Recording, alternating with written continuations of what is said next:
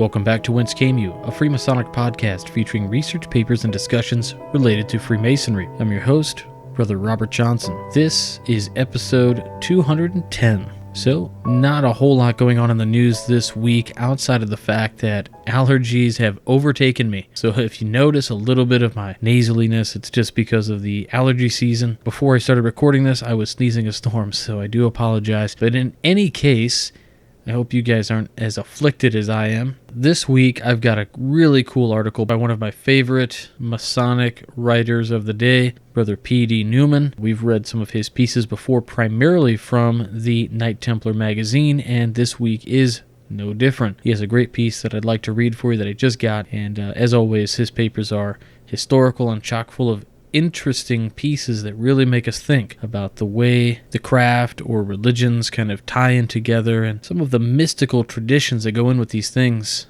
And again, this piece is no different, so I hope you enjoy it. Also, I want to mention that outside of that paper and a famous Freemason for this week, that will probably be the brunt of the show. I do have a busy weekend coming up, and that includes 9 o'clock on Saturday, before this show goes live, I will be talking with the author of a new book, and I did allude to it a bit in previous weeks on the Facebook page. Chronicles from the Future, a True Story Kept Hidden by the Masons, now revealed by Mr. Achilles Syragos, who is in Greece. And the story is really, supposedly, is a true story about a man who was a teacher and a linguist who had a strange condition where he fell asleep for months at a time, sometimes a year, and during his year asleep, he actually went to the future. And he had all these claims, and he wrote them all down, and his later students translated the book, and it actually came out, and there was editions released, but they were pulled from shelves, and all kinds of wild and crazy things. And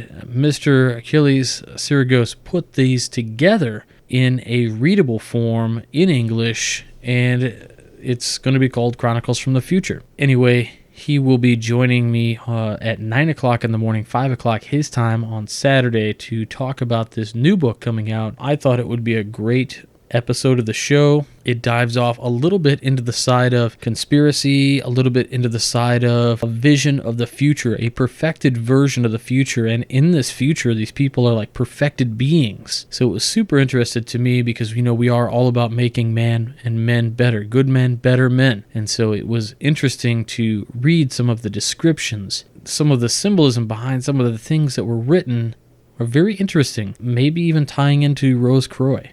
So we will see. I'll talk to him, and then on Sunday morning, I'm talking to Frater O for another upcoming episode. So we've got some really cool stuff coming up, and I hope you all enjoy it. And without any further ado, we will get right into this week's paper. Again, this week's paper is by Sir Knight P.D. Newman, titled The Contents of the Cup. And this comes right out of Knight Templar Magazine, September 2015, number 9. The alchemists have said that the fruit of their tree strives up to heaven, because out of the philosophic earth there arises a certain substance, like unto the branches of a loathsome sponge. The point about which the whole art turns lies in the living things of nature, from a likeness not altogether remote.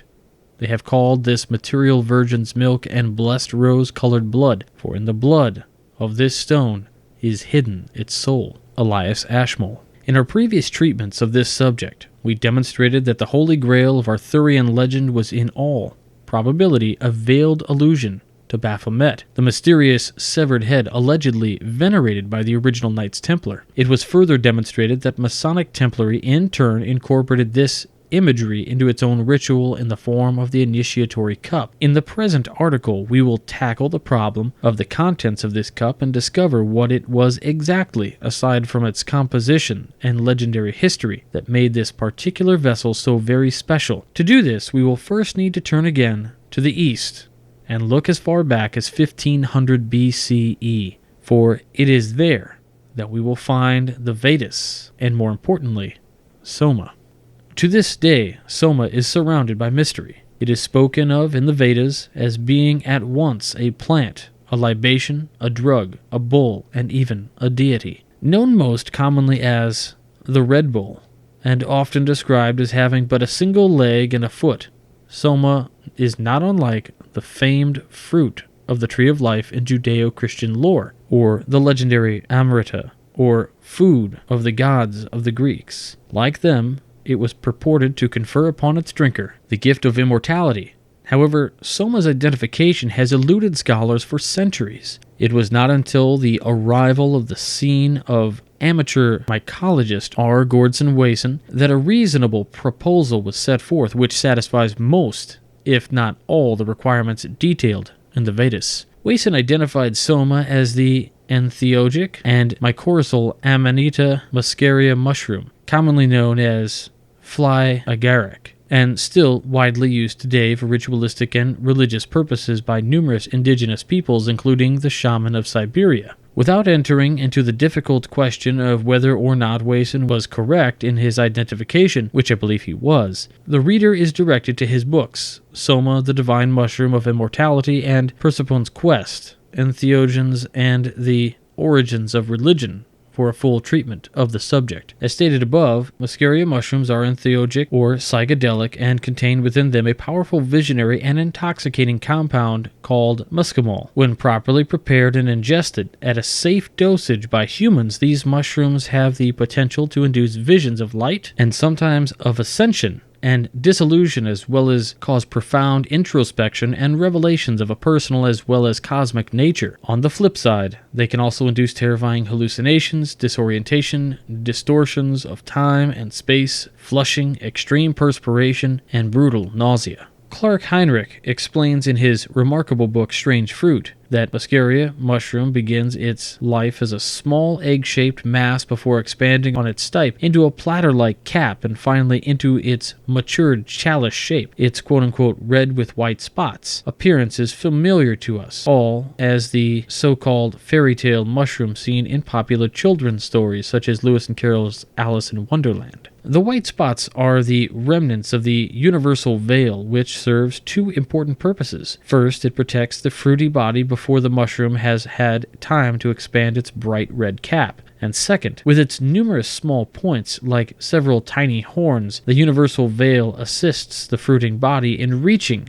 the sunlight by breaking up any soil which might cover it. Hence, Soma's being likened unto a red bull in the Vedas. The epithet of single foot therefore refers, of course, to the lone stipe which supports the ruddy cap. This figurative bullhead to be slain by the worshippers via pressing out its rich, intoxicating blood. Indeed, Soma even means pressed one. According to the Vedas, the juices of the red bull would be pressed out between two stones and mixed with cow's milk before being ritually drunk by the congregation of worshippers. It is believed that Soma eventually became exclusive to the Brahmin priesthood, and its use by those of other castes was deemed taboo. One early Hindu lawmaker, Manu, even went so far as to declare that the consumption of mushrooms be outlawed completely. Soma did not disappear from the view altogether, however. As many scholars have pointed out, it survived with the ancient Hindus' Middle Eastern neighbors, the Zoroastrians, under the name of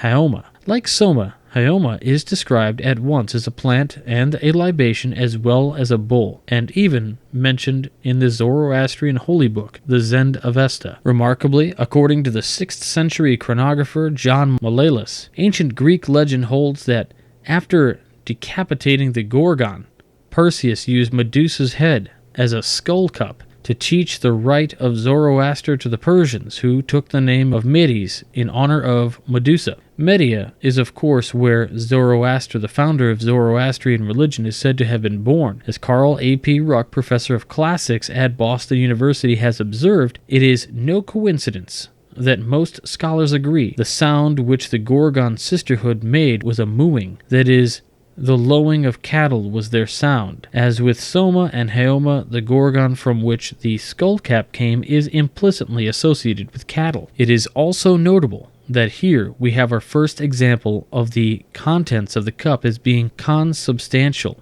with its vessel, i.e. both the skull cup and its contents allude to the mushroom. Indeed, for skullcap is even a name commonly applied by laymen to mushrooms of various species. It was during their travels in the Middle East that scholars believe Roman soldiers first encountered the Haoma rite, which they then established in their own homeland in the form of the Mithraic mysteries, known as Mithra to the Zoroastrians. Mithras also appears in the Vedas as Mitra, an epithet of Soma, which means a friend of man. Conveniently, Mithra is also known as the Lord of Cattle Pastures, keeping with our peculiar but prevalent bovine theme. Mithra's role in the Zoroastrian religion was as divine mediator. However, the role he played in the Roman manifestation of his cult was considerably more complex. The Roman cult of Mithra was, for all practical purposes, a secret society composed almost wholly of Roman soldiers. Specifically, they were holy warriors. Similar to Freemasonry, the Mithraic mysteries consisted of a hierarchical structure of initiatory degrees or levels of attainment, wherein the mysteries of the cult were progressively imparted to the initiate as he made his advancement through the grades. The final grade, that of pater or father, was symbolized by what appears to be a bowl and staff, suggested of the cap and stipe of a mushroom depicted next to a ruddy and spotted Pythagorean Phrygian cap, also known as a skull cap, and equally indicative of the mushroom, and next to that, a pruning hook, not unlike the one used by Perseus to decapitate Medusa before using the cap of her skull to teach the Haoma rite to the Persians. The members of the Mithraic cult met in small subterranean chambers called Mithrae that were cave-like in appearance. Similar to a Masonic lodge, the floors of the Mithrae were consistently designed as a rectangle or oblong square. Quite unlike a Masonic lodge, on the other hand, is the fact that the eastern wall of every Mithraeum included a depiction of the Tauroctony, a fresco or relief which featured Mithras clad in red with white spots, supported on one leg like the single-footed Soma, and donning a Phrygian cap, also known as a liberty cap, and triumphing over a sacred bull. Here, as with the Muscaria-consuming shaman of Siberia, Mithras has made himself consubstantial with the mushroom, taking on the appearance of an object of sacrifice. Furthermore, the shape of the single leg on which Mithras supports himself, paired with the suggestive folds of his clothing and armor in that region, very much itself resembles the cap and stipe of a fruiting body. The Phrygian cap worn by Mithras is no doubt familiar to members of the southern jurisdiction of the ancient and accepted Scottish Rite, where, in the Knight's Kadash degree, the Knight's Kadash naturally being the Knights Templar, one encounters the fungally suggestive liberty pole in the form of a Phrygian cap placed atop the shepherd's crook. Note that in addition to the fact that the liberty pole and liberty cap are both common euphemisms for various mushrooms, the Knight's Kadash degree is similar to the Templar degree in the York Rite concerning certain libations. Rosicrucian scholars Argrave Jennings tells us in his book, The Rosicrucians, Their Rites and Mysteries, that, quote, the real meaning of the cap of liberty has been involved from time immemorial in deep obscurity, notwithstanding that it has always been regarded as a most important hieroglyph. It signifies the supernatural, simultaneous sacrifice and triumph. The whole is a sign of initiation and of baptism of a peculiar kind. End quote. It is here that we come full circle back to that other secret society of holy warriors with whom we first began, the Knights Templar. As was explained in our previous treatments, in his epic poem, Percival, Knight Wolfram von Eichenbach identified the Grail Knights of Arthurian legend as the Knights Templar. During their fateful trial, we know that many of the Templars confessed to the veneration of a mysterious severed head named by some as Baphomet. It is quite possible that the Templars, like their Roman predecessors in the Mithraic mysteries, employed a Muscaria mushroom in an initiatory context, and that this mysterious severed head was actually no more than a symbolic vessel, consubstantial with its contents, with which the Soma or Haoma was ritually drunk. After all, as von Hammer demonstrated, Baphomet is not the name of the elusive deity, rather it is the description of the sacred and secret ritual act employed by the Templars in an initiatory context. Metis, baptism of wisdom, a quote-unquote baptism of a peculiar kind.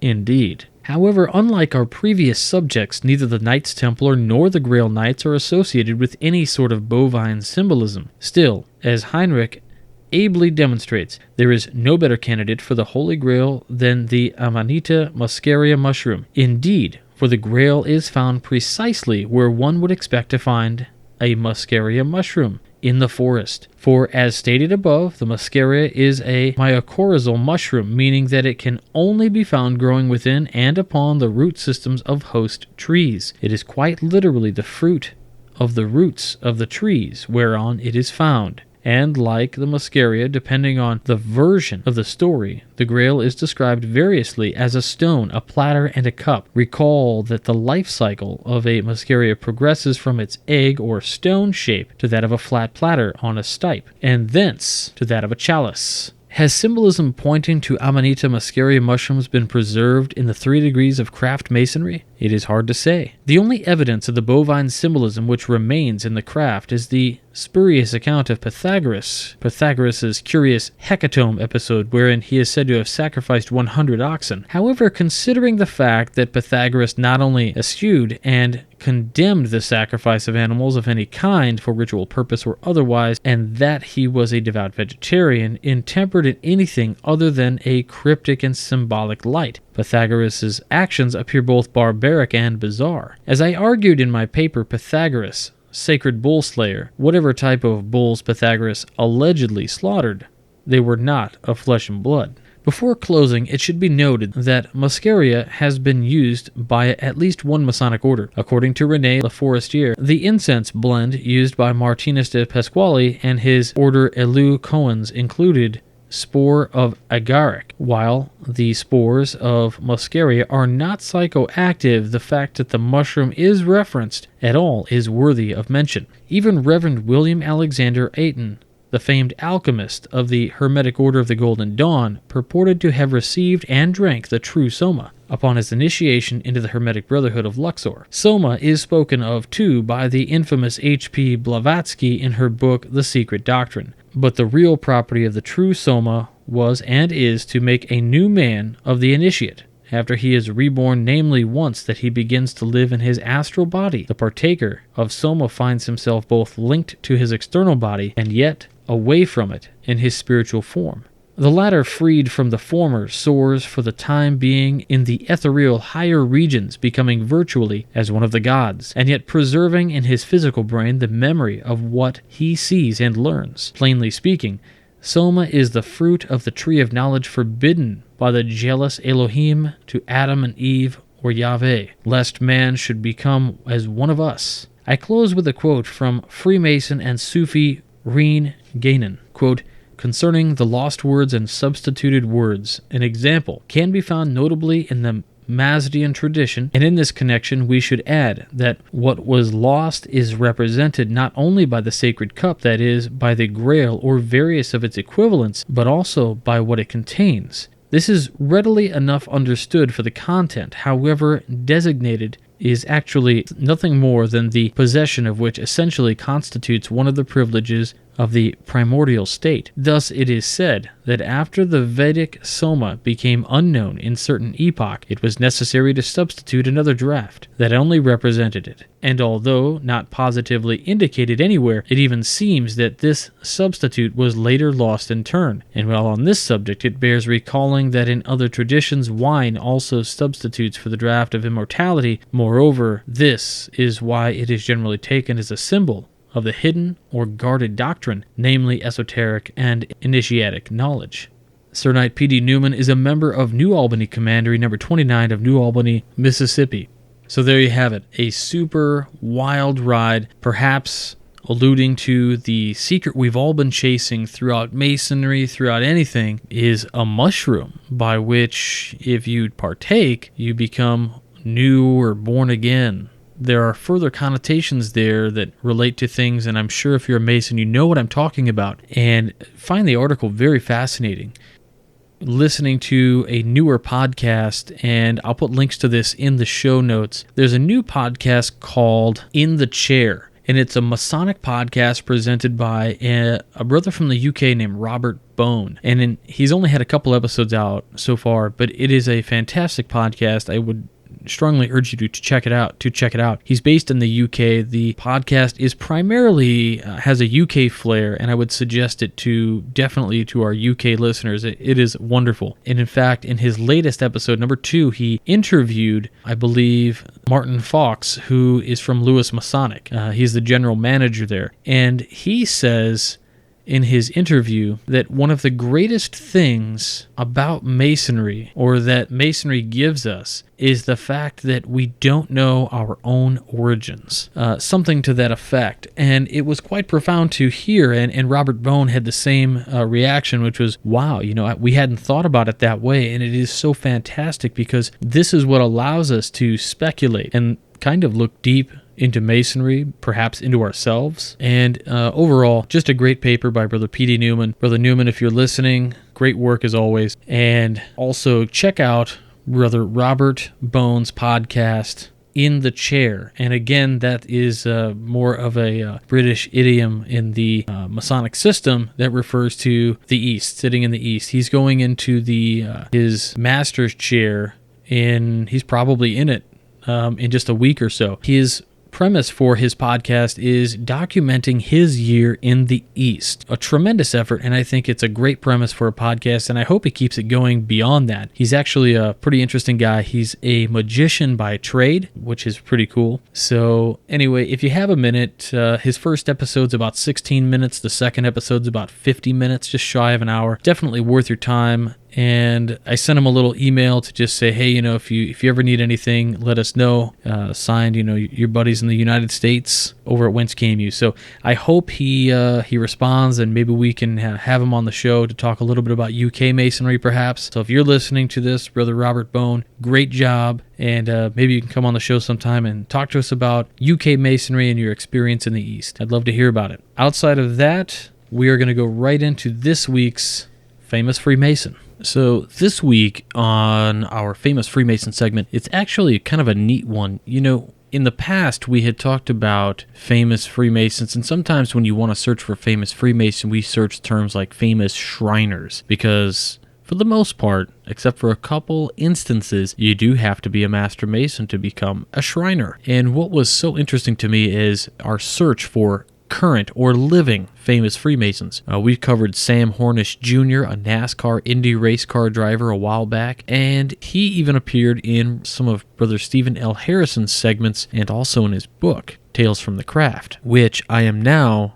sold out of. So if you didn't get one, you can still buy it on Amazon, and I hope you guys go there to find it, and I'll put links up for that as well. But in any case, this week we have 2, and these 2 famous guys are also both NASCAR race car drivers. Now, who are they? Well, I'll read you the short piece here on Shriners International. It's their featured story. NASCAR driver David Reagan joined Shriners International. But it's not just David Reagan, who's also Chris Dilbeck. At the 2012 Imperial Sessions in Charlotte, North Carolina, NASCAR driver David Reagan was inducted into the Shriners International fraternity as a member of Oasis Shriners. Reagan, who hails from Unadilla, Georgia, began racing in the Banderio series at age 12. Under the guidance of his father, Ken, a former Winston Cup driver, Reagan had the advantage of years of exposure to the sport before he ever hit the racetrack. In his second year of competition, he won 12 races and a national championship. As soon as he turned 18, Reagan made his first foray into NASCAR, running select Camping World Truck and Nationwide Series events. In 2007, he was Rookie of the Year of the NASCAR Nationwide Series and runner-up for the Rookie of the Year title in the Sprint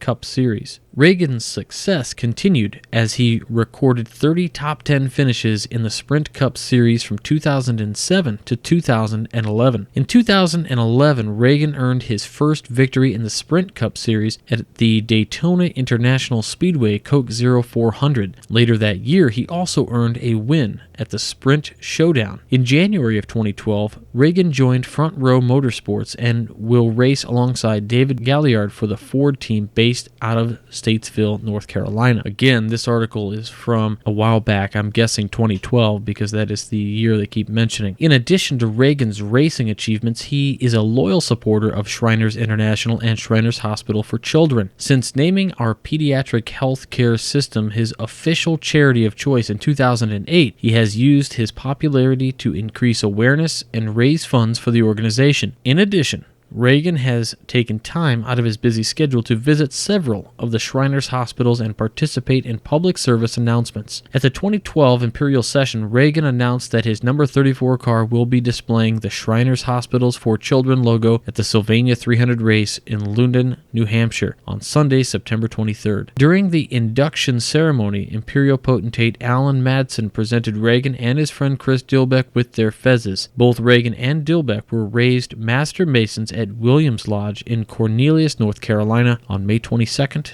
2012. Shriners International is thrilled to welcome these two outstanding young men into the fraternity. So there you have it, some really cool stuff. I'll put a link up to this one because it is more current. And of course, we knew about Sam Hornish Jr., but not about these two gentlemen, Brother Chris Dilbeck and Brother David Reagan. So there you have it. That's it for this week. Please feel free to search us on Facebook, find us on Twitter at Whence. You can check us out on Google Plus at the email address wcypodcast@gmail.com, and you can also email me there or at admin@wcypodcast.com. Please don't forget about the Midnight Freemasons, publishing 3 articles every week, Mondays, Wednesdays, and Fridays, whether they are historical, whether they're lectures, whether they are opinion pieces. We've always got some really cool stuff going up, and I hope you guys enjoy it. Every Tuesday night, 10/9 Central, we do go live on Google Hangouts with the Masonic Roundtable. I hope you guys like it.